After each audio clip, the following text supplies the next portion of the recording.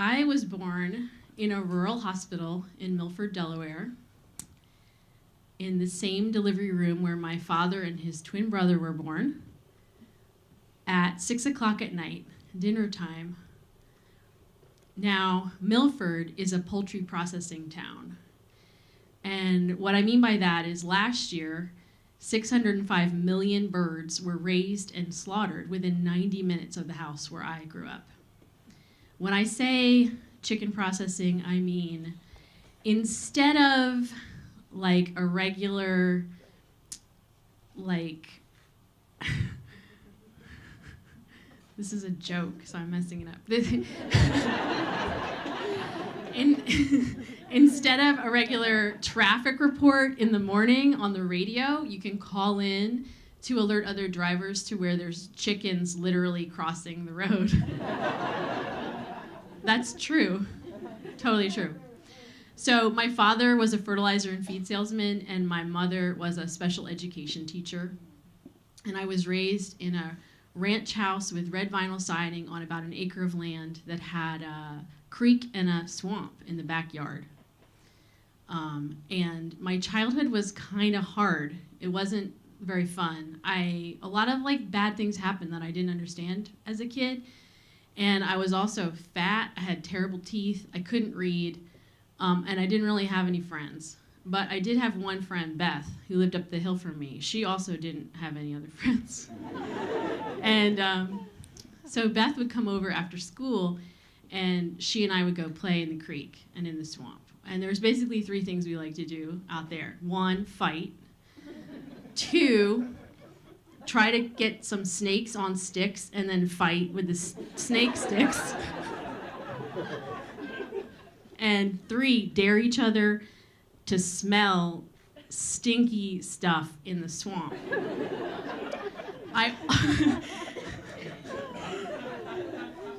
I also played these same games plus crabs in the salt marsh in the summer with my 2 cousins who would hang out with me. But all that being said, the marsh, the swamp, the creek, these were real refuges for me as a kid. And another place that I really loved to go was the convent.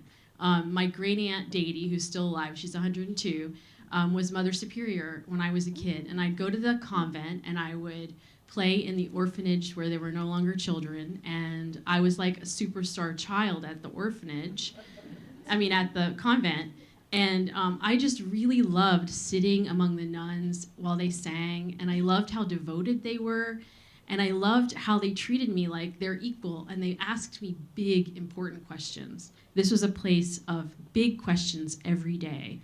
And I fell in love with those questions. And eventually went on to study theology, starting in high school, then in college, and then ended up at Harvard Divinity School, where I was training to become a theologian. And in particular, what was interesting to me was the problem of evil, which in theology is known as theodicy. And basically the problem of evil is, if God is all good, all-knowing, and everywhere, how does evil exist in the world?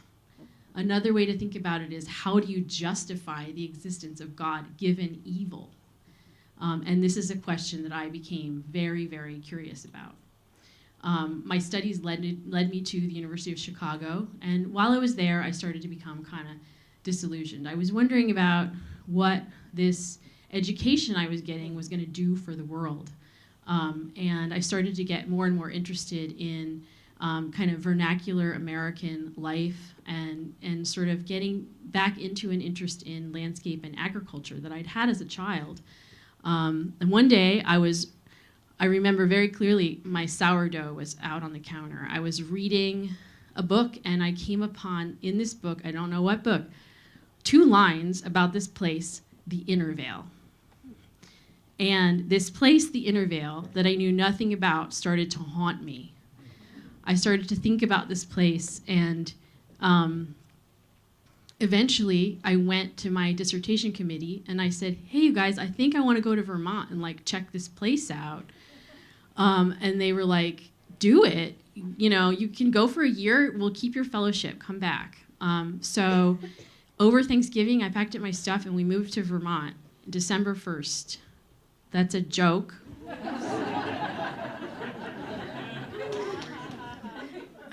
And,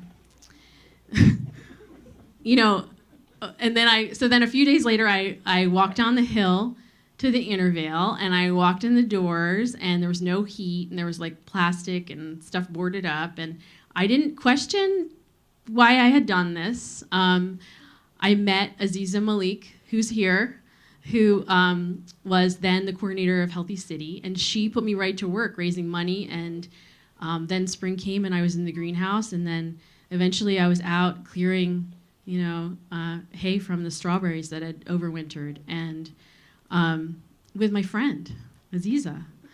And some people would maybe say there was like some divine intervention that led me to the Intervale, which is interesting because I've always considered it the first real decision I've ever made in my life to come here. But that's also very American of me, because Americans always answer everything, including the problem of evil, with free will, right? So maybe it was free will. Maybe it was divine intervention very elegantly disguised as free will.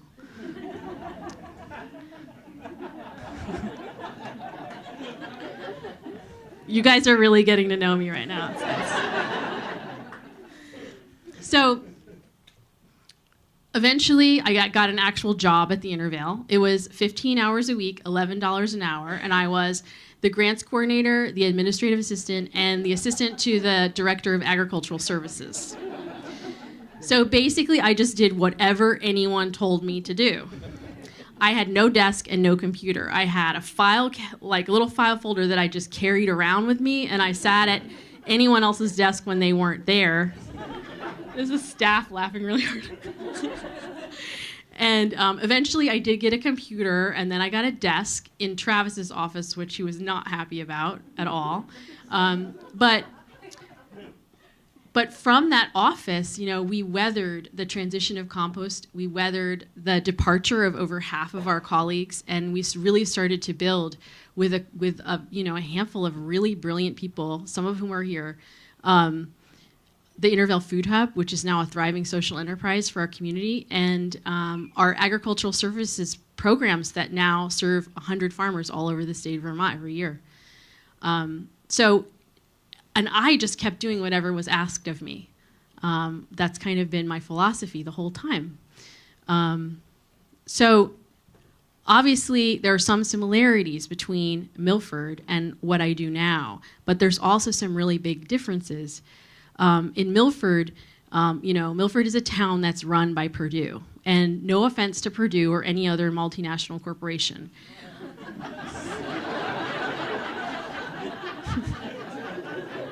Looking at you guys. But they don't care about people. They don't. They don't care about farmers, workers, eaters. They don't care about animals. They don't care about the earth. And the reality is, if they did, we would live in a much, much different world than the one we live in. But at the Intervale, we care about all beings. And instead of extracting wealth from our rural communities, what we're really trying to do is put wealth in. Put wealth in terms of soil, in terms of community, in terms of business, in terms of ecological health.